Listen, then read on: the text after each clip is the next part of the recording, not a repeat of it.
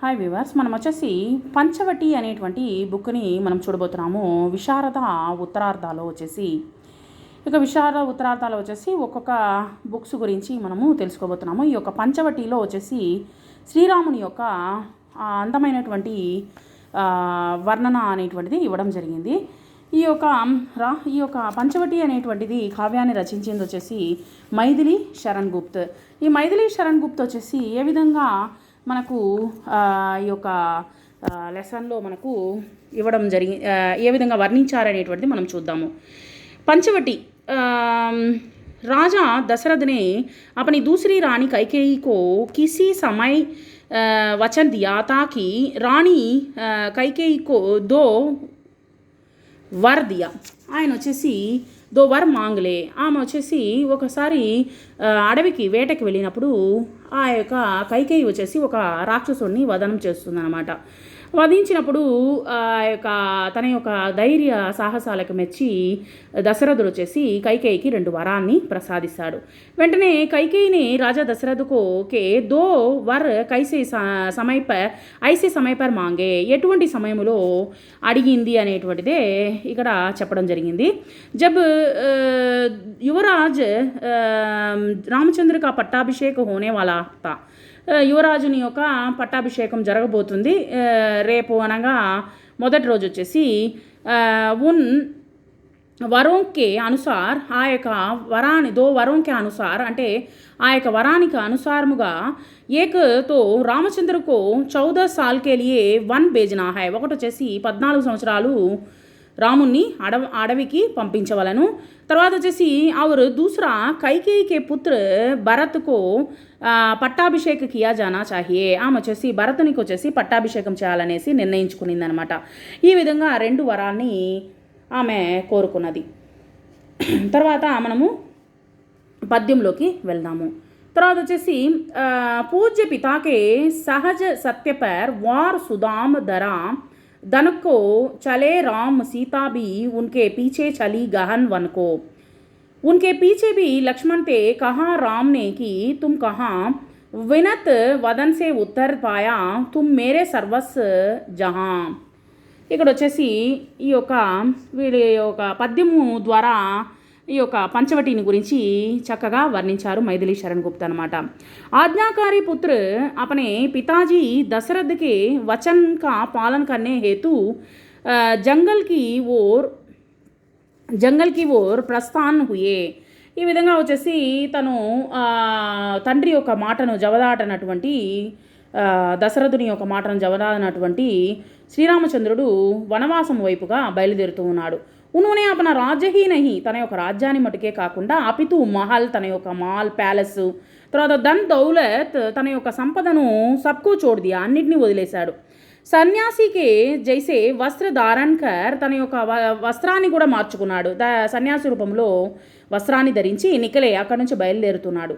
తో ఉన్కి ధర్మపత్ని సీతాజీ బి అపనే స్వామికే సాత్ వనవాస్ కే లియే నికలి, తన యొక్క స్వామితో పాటే తను కూడా అని చెప్పేసి సీతాదేవి కూడా తన అన్నిటినీ వదిలిపెట్టి ఆమె బయలుదేరిందనమాట. ఇన్ దోనోంకే పీచే లక్ష్మణ్ బి చల్నే లగే, వీళ్ళ ఇద్దరు వెళ్తుంటే వెనకాలనే లక్ష్మణుడు కూడా బయలుదేరాడనమాట. ఇసే దేఖకర్ శ్రీరామ్నే పూచా, ఇది చూసి శ్రీరామచంద్రుడు అడిగాడనమాట. తుమ్ కహా, నువ్వు ఎక్కడికి అని అడిగాడనమాట. సిర్ జుకాకర్ లక్ష్మణ్నే ఉత్తర్ దియా, తల వంచుకుని ఈ విధంగా చెప్తున్నాడు. స్వామి తుమ్ మేరే సర్వస్వహో, నీవు వచ్చేసి నా యొక్క సర్వస్వము. తుమ్ జహా జావోగే, నువ్వు ఎక్కడికైతే వెళ్తావో వహా మైహి చలుంగా, నేను కూడా వచ్చేసి అక్కడికి వస్తాను అని చెప్పేసి చెప్పాడనమాట ఈ యొక్క లక్ష్మణుడు.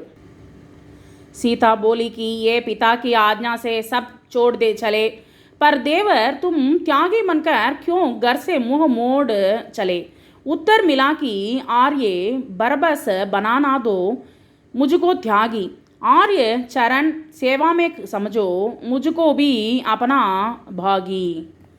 ఇక్కడ లక్ష్మణుని ప్రశ్నిస్తూ ఉంది సీతాదేవి. లక్ష్మణ్ కా యహ జవాబ్ సున్కర్ సీతాజీ బోల్నే లగి, ఈ విధంగా లక్ష్మణ్ ఆ విధంగా సమాధానం చెప్పేసరికి సీత అడుగుతూ ఉంది.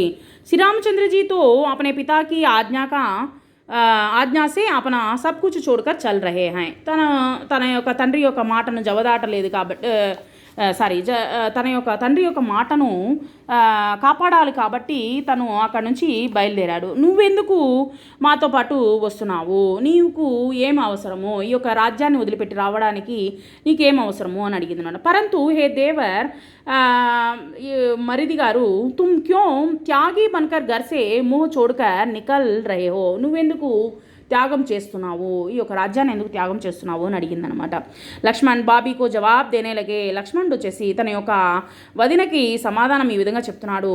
ఆర్యే ఆప్ ముజే జబర్దస్తి సే త్యాగి బనా దేతి హై, మీరేమో ఇద్దరేమో త్యాగం చేసేశారు, ఇద్దరు వచ్చేసి క్షణంలో త్యాగం చేశారు.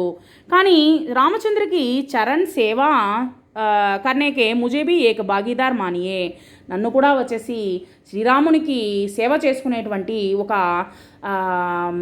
అందమైన ఒక అవకాశాన్ని కలిగించండి అని చెప్పేసి ఎంత అందంగా లక్ష్మణుడు వచ్చేసి సీతతో సమాధానము చెప్తున్నాడో చూడండి.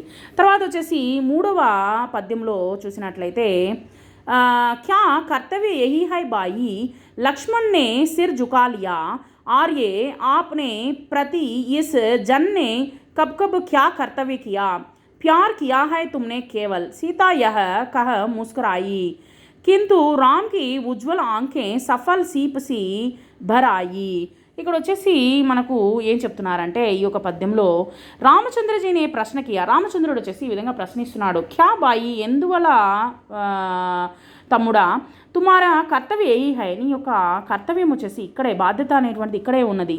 ప్రశ్న సునక నిరుత్తర్ హోకర్ సిర్ జుకా లియాతో, ఆమె వచ్చేసి అతను లక్ష్మణుడు తల దించుకున్నాడు అనమాట ఆయన అన్నగారు అడిగినటువంటి ఆ ప్రశ్నకి. వెంటనే సీతాజీనే బాత్కో ఆగే బడాతే హుయే కహా, అంటే ఈ విధంగా చెప్తూ ఉంది. ఏమనంటే తుమ్నే సిర్ఫ్ ప్యార్ కియా హై, నువ్వు వచ్చేసి కేవలము ప్రేమించావు అని చెప్పేసరికి యహ కాతే హుయే సీతాజీ ముస్కురానే లగి, ఈ విధంగా చెప్తూ ఆమె ముసిముసి నవ్వులు నవ్వింది. యా సారా దృశ్య దేఖతే హుయే బావుకతావశ్ రామచంద్రజీకో ఆంకోంసే ఆశ్రు జర్నే లగే, ఇదంతా చూసేసరికి ఆ యొక్క ఆప్యాయత అనేటువంటి చూసేసరికి, ప్రేమ అనురాగము ఆప్యాయత చూసేసరికి తన కంట్లో నుంచి నీళ్లు రాలినాయి శ్రీరామచంద్రుని యొక్క కంట్లో నుంచి. విశేషతాయే ఈ యొక్క పద్యంలో ద్వారా మనకి ఏం చెప్పబోతున్నాడు అంటే, मैथिली शरण गुप्त जी पूर्ववाक के इन पद्यों में श्री रामचंद्र जी, सीता जी और लक्ष्मण की చరిత్రగత విశేషతావంగా పరిచయ దేతే హాయ్, అంటే ఇక్కడ వచ్చేసి ఆ యొక్క తండ్రి మాటను జవదాటినటువంటి కొడుకు, తర్వాత అన్న మాటను జవదాటినటువంటి తమ్ముడు, అన్నని వదిలిపెట్టకుండా పాదసేవను చేసుకునేటువంటి తమ్ముడు, ఆ యొక్క ప్రేమానురాగాలు అనేటువంటిది ఈ యొక్క పద్యాల ద్వారా మనము గమనించగలుగుతున్నాము. Thank you very much.